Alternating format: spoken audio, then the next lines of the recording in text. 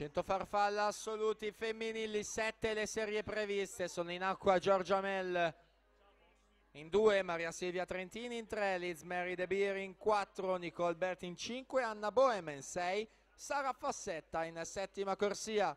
Per la 6ª serie sono i blocchi Mara Menegaldo in 2, Anna Chiara Zanetti in 3, Regan Saunders in 4, Sara Baldani in 5, Martina Causin in 6, Alessia Segala in 7ª corsia.